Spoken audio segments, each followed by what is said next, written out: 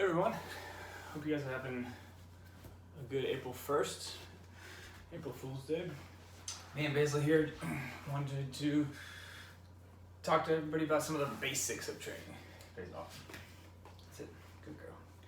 Okay, so we're gonna go over just the absolute basics of training. A lot of my friends have recently gotten puppies or dogs or rescue dogs just before everything happened right now with our situation of sheltering in place in quarantine, and a lot of people have been kind of reaching out because they know about me and Basil. There's all the stuff that we do, and I figured let's just talk about the absolute basics, right? So first and foremost, anytime you're training a dog, positivity and patience are the number ones, right? If you're not positive, if you're not using positive reinforcement, you're not improving the bond with your dog. You're just changing what the dog thinks is okay to do, but you're not improving your bond. So positivity is really the way you should always, be operating. And then patience, because training will take patience, especially when your dog is a young puppy. They just don't know enough. They don't have enough, innate knowledge. So you're really teaching them. And remember, dogs don't speak English. So verbal cues, the tone of your voice, all those things matter. Your energy, the way that your body language is. That's what your dog is really reading and understanding. And I promise, once your dog knows what you want, they will want to give it to you, especially if you give rewards. So that's another good thing. Rewards training is very important. It's a way to give positive reinforcement that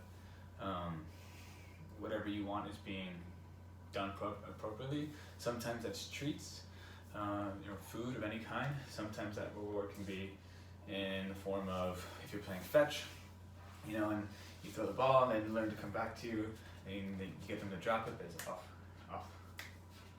Good girl, good girl. And you get them to drop it.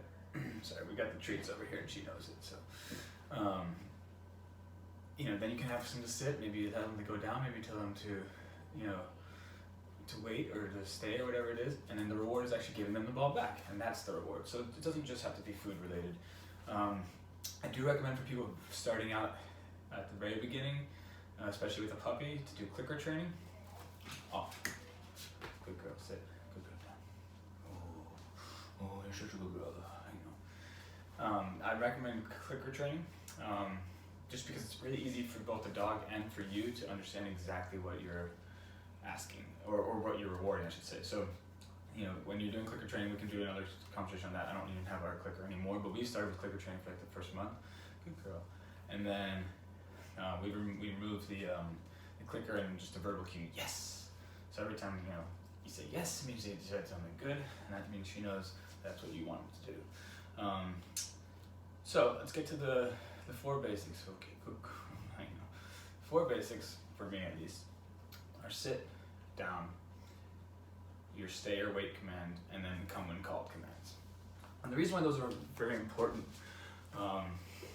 there's a few reasons. One is the safety of your animal, of your dog. If they learn to properly sit and wait, there are circumstances where that could actually save their lives, like whether it's leaving your house, making sure that they know to sit at your front door before they ever leave. Good girl. That's a very important thing for them to learn. Also, sitting at crosswalks, if you live in the city like we do, every time we get to a crosswalk, when there's cars, she sits and she's told to chill is her wait command, but chill. And then she's learned that whenever she's at crosswalks and there's cars coming by, that she's not supposed to. Sit. Sit. Good girl. I know. She's very antsy right now. Also, good girl. You have, the down and sit combination can be puppy push-ups, which is really good for them. Off. It's really good for them to learn and exercise their bodies, exercise their core muscles when they're younger, in a safe way. And then, of course, there's the bond itself, right? So having them come when called, that means that they're, paying attention to you, really focusing on you, and that, you're developing that bond. Any training, you're really developing and increasing your bond. So no matter what you're doing with training, Basil just wants to do all of her tricks right now. She just woke up from a nap, so I think she's a little impatient. But yeah, it's all just very important in terms of how you can do it. And then, of course, just like Basil, off. Sit. of course, like the basic sit, for example, is also the building block to a lot of other tricks, same with down. And it's also a great tool to use when your dog is getting a little too hyper, too anxious, frustrated even sometimes when you're doing certain training and you're doing a more advanced trick training, you know, just getting them to sit and stay, it calms them down and it gets them in a better mindset to try to actively do the trick. Now I do recommend, as I've said in any videos, that especially when you're starting, that you do only about 5 minutes of training any trick at a time, and then you can slowly progress up a little bit, but really no more than 10 minutes, because the dog will just kind of lose the mental capacity. And you can do it more often through the day, but just keep the training sessions short and keep them rewarded and feeling like they were successful. If your dog just starts to stop doing something that they have been repeatedly doing over and over again, you've probably gone a little bit too long. That's when you just give them something that you know they're going to execute it, reward heavily, yes, a big yes, or click, whatever it is, treat, and then end the session. And just, you can have playtime, you can do whatever you want, and then go back and revisit it again. So I'm going to change the camera angle here a little bit so that we can see some of this stuff happening. Say hi, Baze. Hi. We'll get some nice sunlight here. Okay, so absolute basics of sit. Very simple. Obviously, Basil knows all these things, so I'm gonna figure out how we can try to train him. Let's go. Okay, good girl. So now, again, she knows how to sit very well, but let's see if we can get her. Okay, so I know. Sit, good girl. Okay. Essentially, though, what you want to do with sit is you're putting your hand above her head.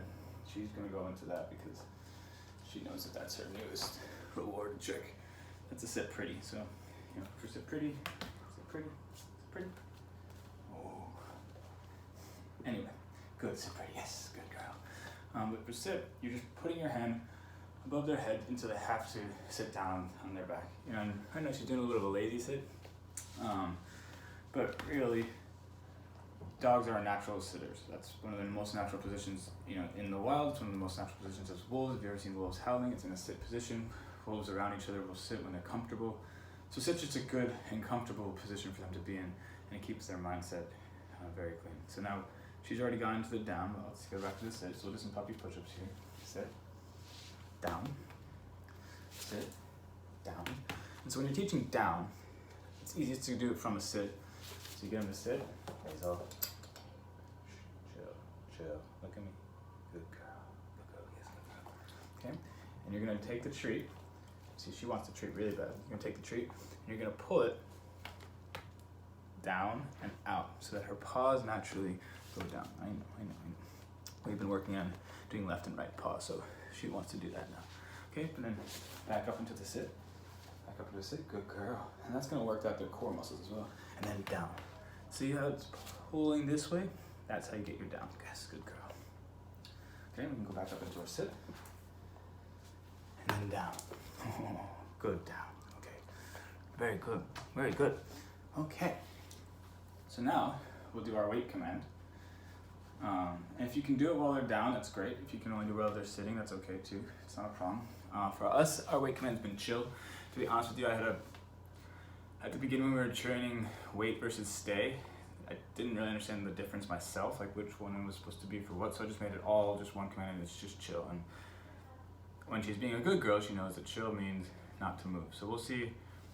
She wants the treats right now, so we'll see if she's gonna do this or not. But the easiest way to train this command I found is if your dog is already crate trained, you can start it very early on, and it's by not letting them come out of the crate until you've told them to chill.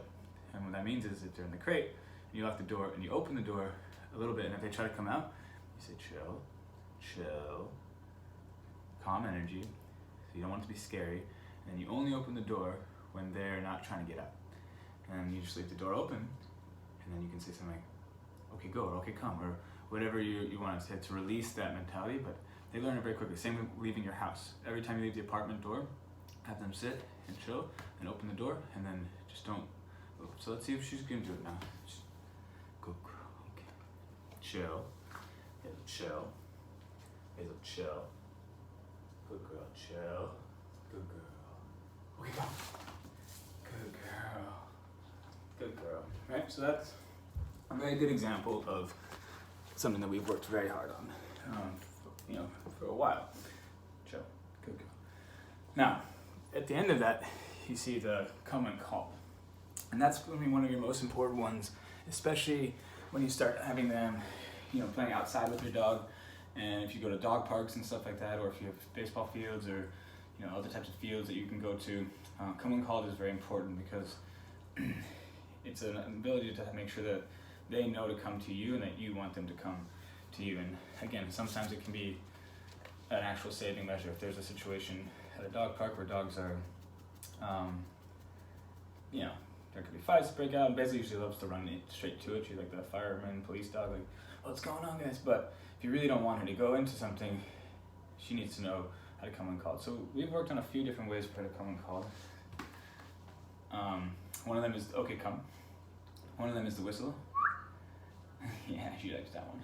Another one is sometimes just saying her name, and then also patting up both of my thighs. I've noticed that between Laura and I, we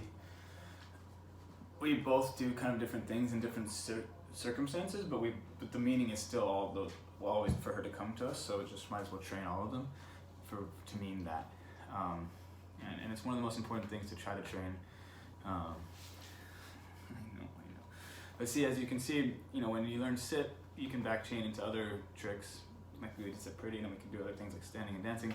If you learn down like this, you can back chain into, what we could turn into bang, right? But there's many other things like that. But let's go back into the basics. So, hey, chill. There's a chill. You want your energy to be calm. Chill, good girl. Yes, good girl. You. Good girl. Sit. Down. Chill.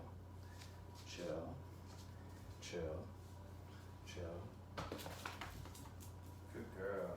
And see how that one she trotted? She didn't sprint like the other ones? Because that's her command for, okay, follow me. So it's like chill. Good girl.